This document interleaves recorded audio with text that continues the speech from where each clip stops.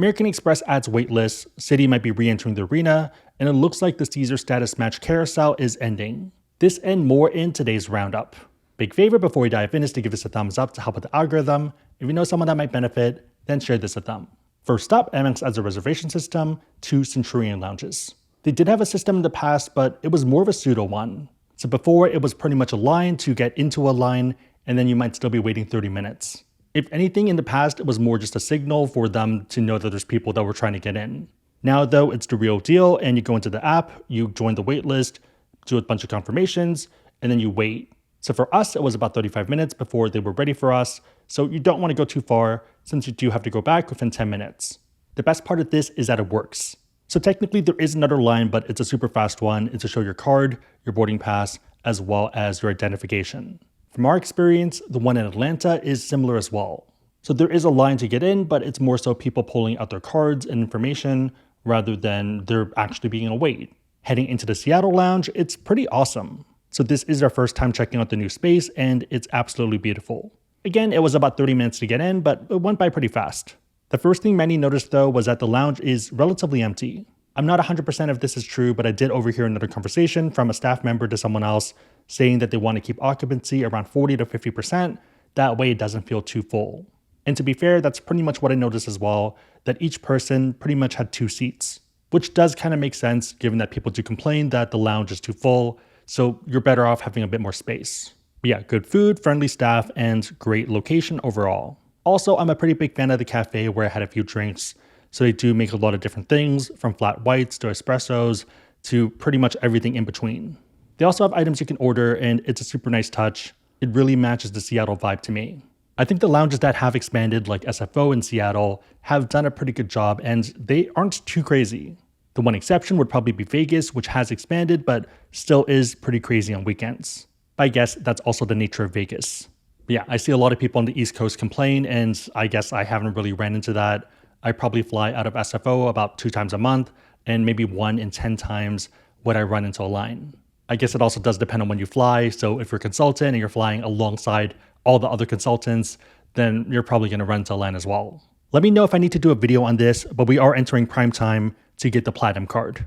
If you are going for it, I'd recommend checking Card Match for targeted offers. This is how a lot of people pull 150K or more on the Platinum card.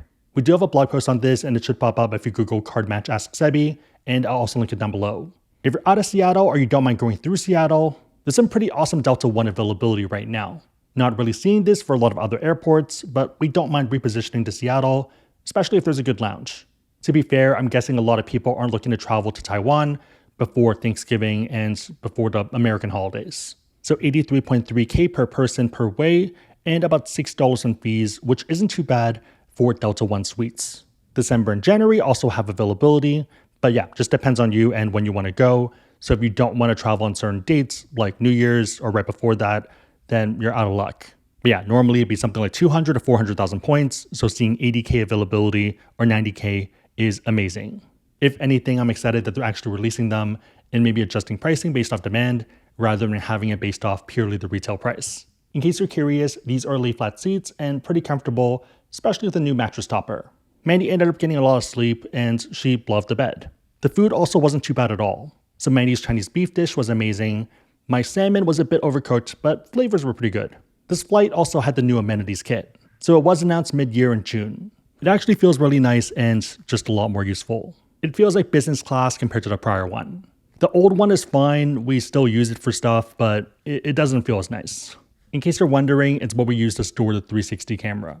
If you are traveling for Thanksgiving or the holidays, make sure that you're not painting yourself as a target. That brings us to the sponsor of today's video, Delete Me. Some of the most successful scams right now are going through email.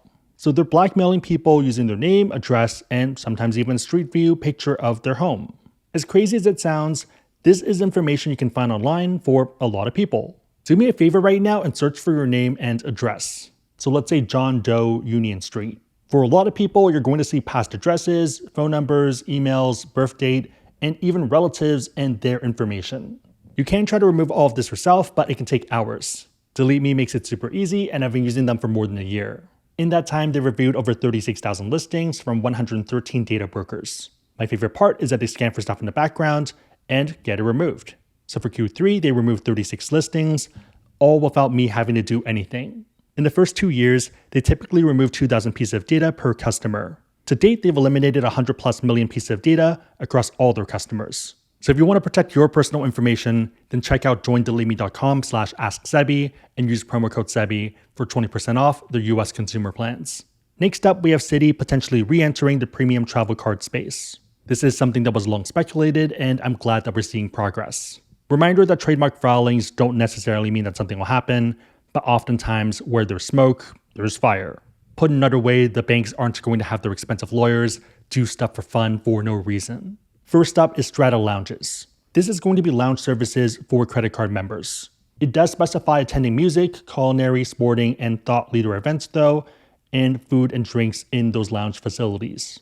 Let me know what you think, but it's reading more as the event ones rather than the airport lounges. Would love to be wrong here because the more airport lounges, the better. More interesting are the potential new cards. Back in August, they filed for the Citi Strata Select, and in October, they filed for Citi Strata.